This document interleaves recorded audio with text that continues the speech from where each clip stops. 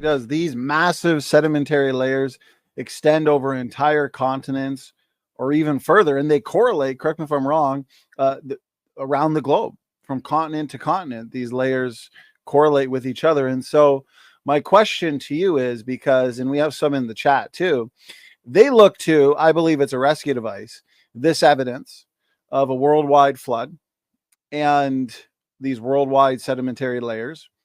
They will argue that there's just been multiple local floods over time. And so, yes, the entire earth was once underwater, but not all at the same time. There's been local floods throughout time. But how does that address the sedimentary layers that extend over continents worldwide that can be correlated? Doesn't that suggest one worldwide event in the past, Sal? Yes, the only logical conclusion suggests that global coverage of these various layers require a global event. It eliminates the idea that they say that, like say, each of these layers were formed by a local flood over a long period of time. If that were true, that means the present would be the key to the past, okay?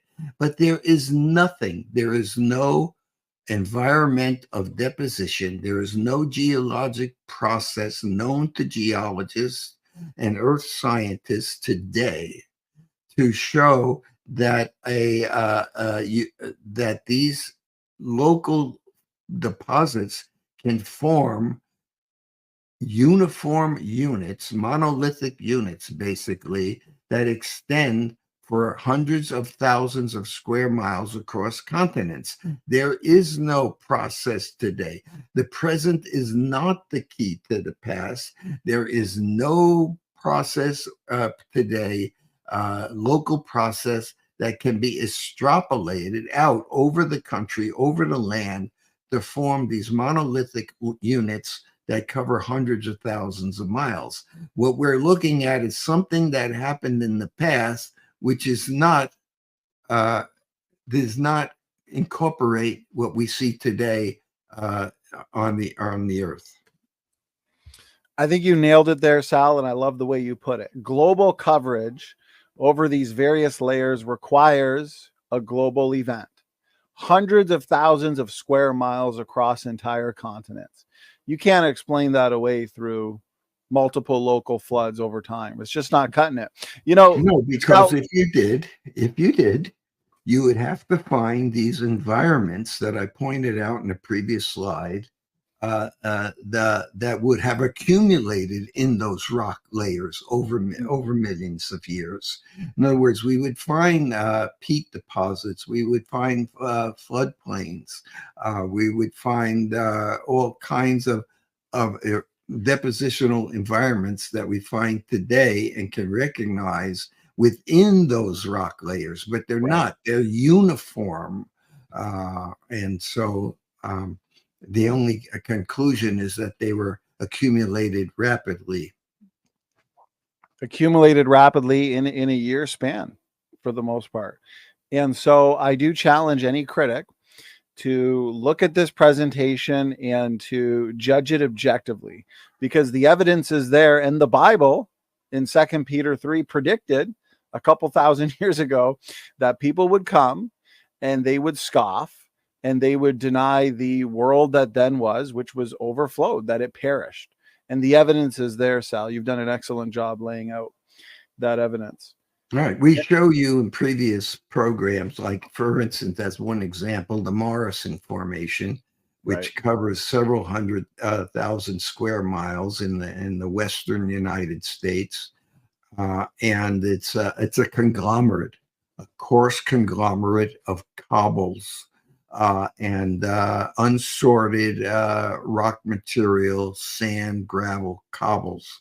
Now, the only way, if the present is the key to the past, that we know that that type of deposit accumulates is in a strong river currents to round those cobbles, break them loose from the underlying rock, or round them in the fast-flowing water and accumulate what's called a conglomerate, okay?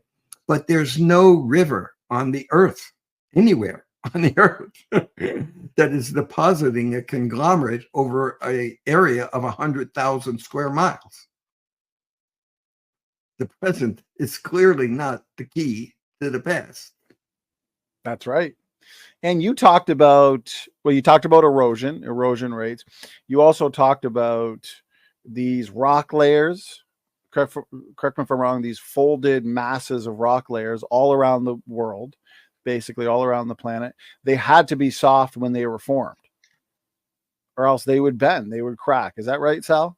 Right. And Right. so, All these rock layers had to accumulate rapidly before they could drain and the cement precipitate and harden them. In other words, the entire column was soft in order to see that soft sediment bending, deformation within them throughout the column. They would all have to have been accumulated rapidly together before a long time has passed for them to solidify into solid rock. that's right. That is a fantastic line of evidence for the global flood, just one of many. And so here's some questions. We've had a lot of engagement from the audience. Sal, it's an excellent topic tonight, the Genesis flood. And so Traffic here says, scientists say sedimentation proves the earth is millions of years old, which you touched on. You know, they believe uniformitarianism or actualism, the present is the key to the past, which you've dismantled these assumptions there, Sal. And so he asks, how can this be when the Bible provides the earth to be 6,000 years old? Because here he's saying that scientists say sedimentation proves the earth is millions of years old. That is a fallacy. It does not prove the earth is millions of years old, as we just showed. The rock layers that we see that extend over the entire globe of the earth had to accumulate rapidly. Now we see that from examining them up close, from the texture and the sorting and the mineralogy, and also standing back a distance and looking at the layering over the earth. We could see that they are these huge rock layers have had to form rapidly, not over millions of years of Earth history, as we showed that they would have been gone. The erosion which we measure on the Earth, the actual measurement of worldwide erosion measurements, which has been ongoing for probably over 50 years and is abundantly shown in the literature, that the erosion rates would have eradicated all these sedimentary rocks 5 times over if they were accumulating over 500 million years old. In other words, they'd be gone. Now, that's not to say there wouldn't be mountains from uplift, but those mountains would be basement rock. Your house would be on granite and igneous rock and metamorphic rock. There would be no sedimentary rocks left on the face of the earth anywhere if they have been accumulating for hundreds of millions of years at the measured erosion rate of the world today. That's right. And there's a few questions on that, the erosion rates and how these sediments would have basically eroded 5 times over in light of the erosion rate that we find today. So RBH has a question. With the erosion rate we find today, how does evolution explain the existence of fossil-bearing layers, seeing that none should exist, just as you pointed out, Sal? So does this also mean that the fossils within those fossil-bearing layers should also not exist? Exactly. There should be no fossils, basically, except maybe where they occurred, formed locally in a few local areas. But the fossil-bearing layers, the sedimentary rocks, would all be gone, even though if they were uplifted. Now, as an area of mountains is uplifted, the erosion rate increases exponentially almost. In other words, as rocks are lifted up higher, which does occur in certain areas over a long period of time, of course, but even over, if we concede that a long period of time has elapsed, deep time, in other words, as the rocks are lifted up, the potential energy and the kinetic energy of the waters flowing down the mountains. As you know, anyone who's hiked in the mountains know, as you get higher, those streams start to run pretty fast and the rocks become eroded at a much, much accelerated rate. So even if the mountains were to be lifted up over a period of millions of years, that would simply accelerate the rate of erosion, and they would disappear even quicker than what we measure today. So the most we could figure is that all the mountains above sea level could not possibly have existed for more than 10 million years.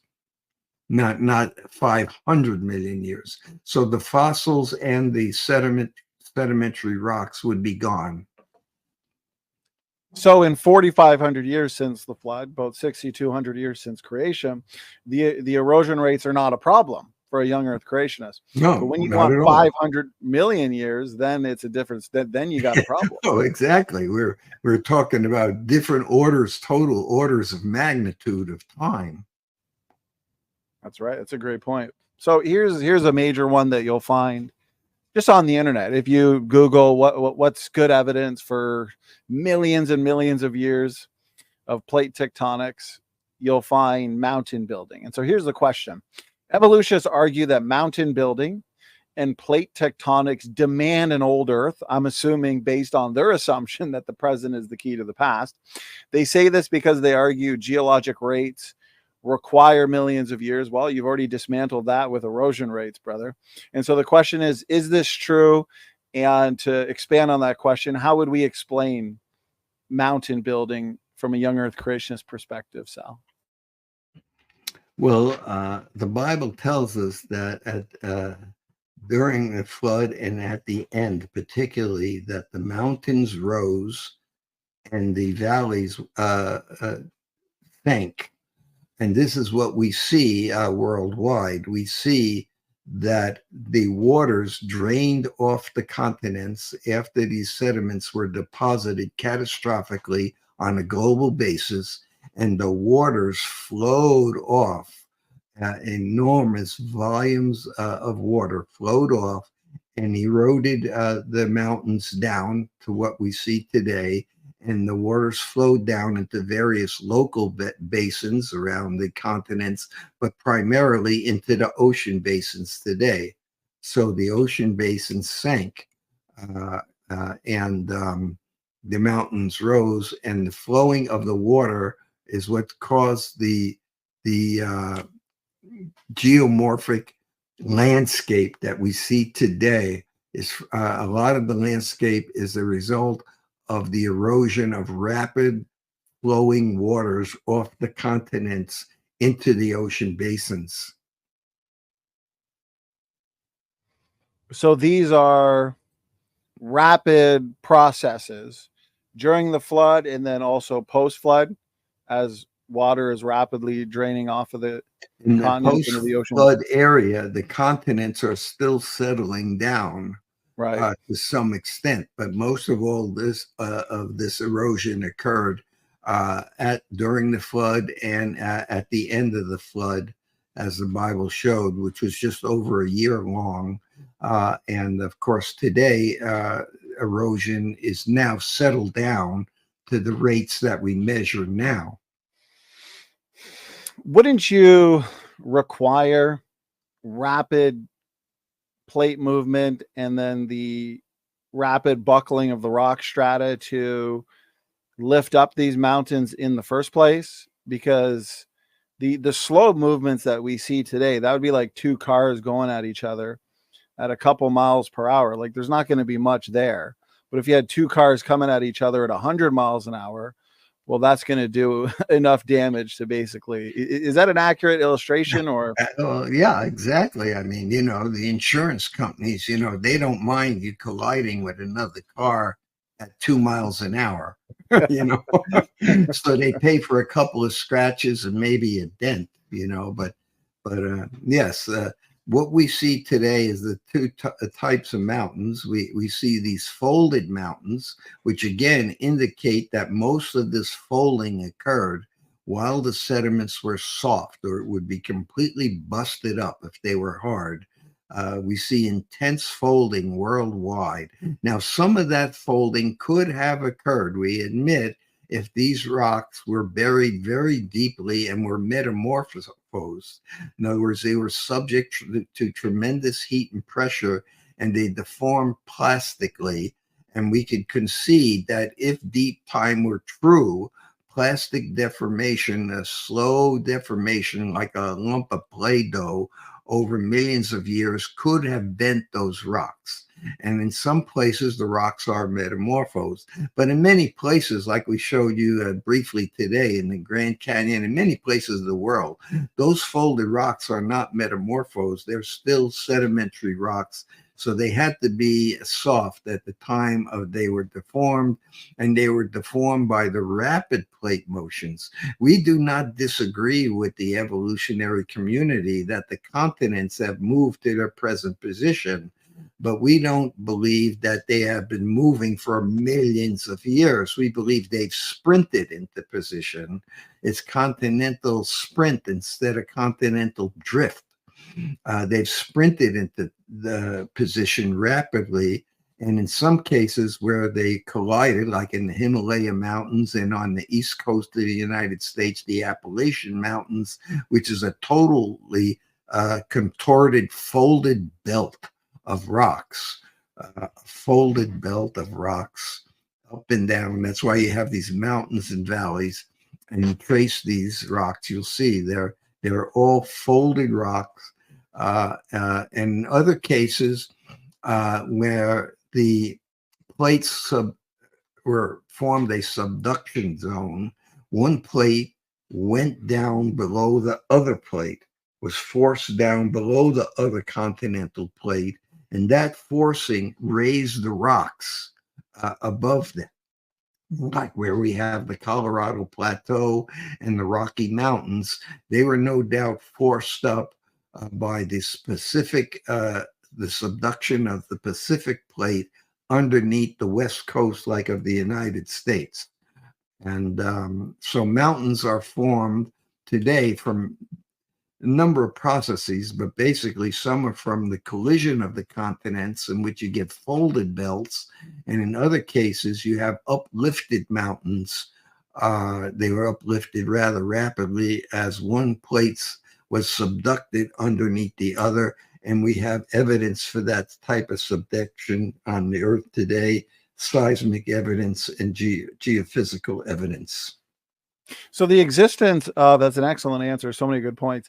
The existence of these uplifted mountains, the folded belts, for example, the existence of those is good evidence for what you're saying, this continental sprint, and then the rapid buckling of this rock strata during the flood. Because many critics would say, oh, this is just a rescue device, this is not feasible. But isn't the existence of these geologic features evidence that, yes, continents must have moved rapidly, meters per second movements of the plates, rather than the snail pace movements we see today, Sal? Exactly. It goes back to what we've showed in the slides today. If these mountains were being uplifted and formed over tens to hundreds of millions of years, we would not see the sedimentary rocks on these continents today. They would be gone from measured rates of erosion. They simply wouldn't be there.